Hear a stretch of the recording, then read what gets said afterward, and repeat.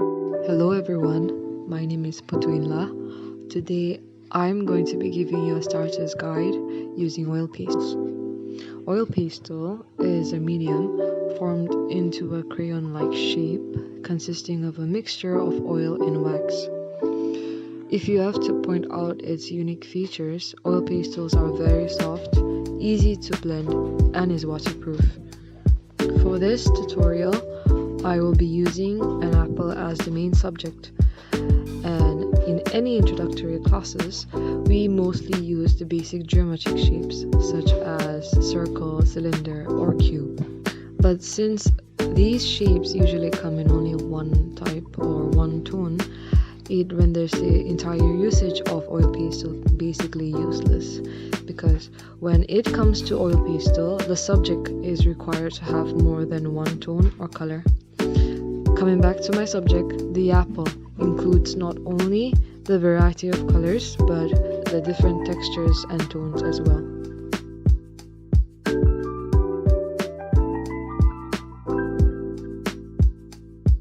As you can see, I have already sketched out the outline of the apple.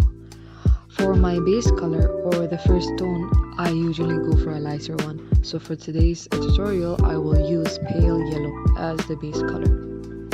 Make sure you do not put too much pressure while you're adding the colors, especially when it is the first color, or else it will be difficult for you to blend it smoothly without any bumps or patches.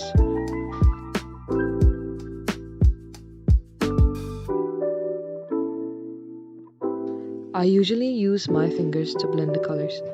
As I've mentioned earlier, oil pastels are very soft and quite easy to blend, so your fingers will do the job.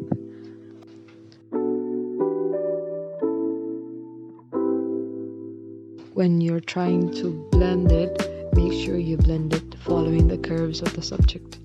Do not blend it straight. Make sure you give out that realistic look of the apple. So the curves are very important.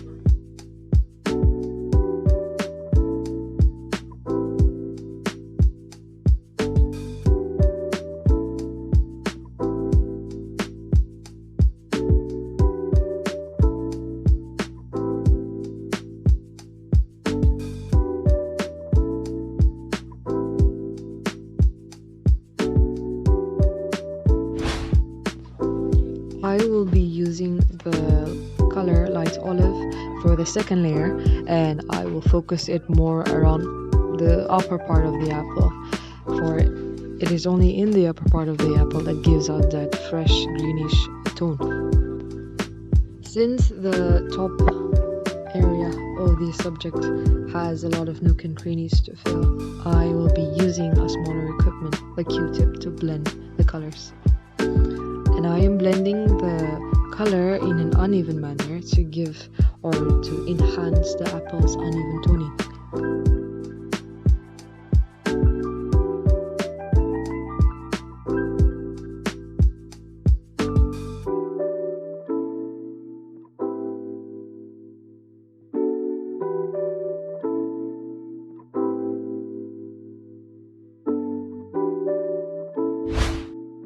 For the third layer, I will be using vermilion, and I will focus that color more around the bottom of the subject.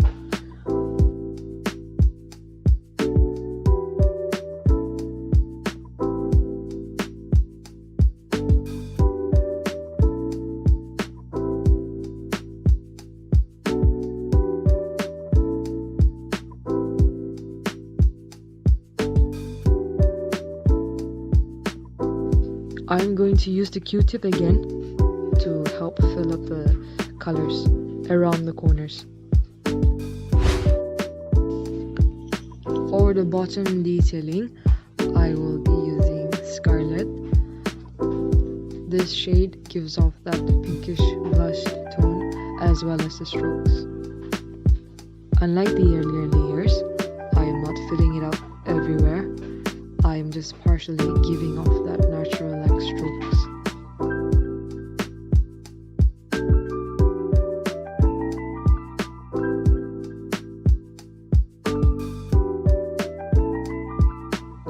And for the upper detailing, I will be using dark olive. As you can see, I'm making sure that the color is going around the stem, not going or mixing it together. Then I will also add the yellow ochre as an additional shade and use a new Q-tip to blend both the shades together.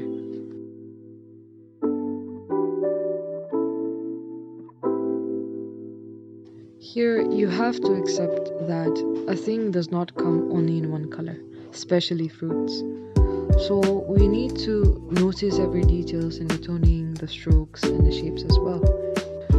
And this is why I'm focusing more on that, the tones, the smaller strokes, the curves and the shading.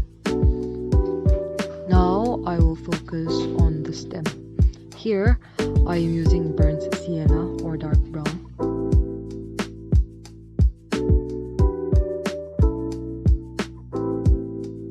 For the toning, I will be adding black as well. And finally, for the shadow. If the light source is coming from the right part of the area, the shadow will be on the opposite side, that is on the left side. Here, you do not need to make that exact detailed outline of the shadow. You have to make sure to give out that hazy, soft, that foggy touch of how a shadow naturally is. So this is why I'm giving out that more uneven shadowy tones. Now that we know where the shadow lies, we can add another shade of scarlet in the bottom of the subject to give up that more darker tone where the light does not touch. So that's basically that. You focus more on the bottom, and this is how you make an apple with the help of oil pastels. And also, this is how you notice and point out different textures and tones. Thank you.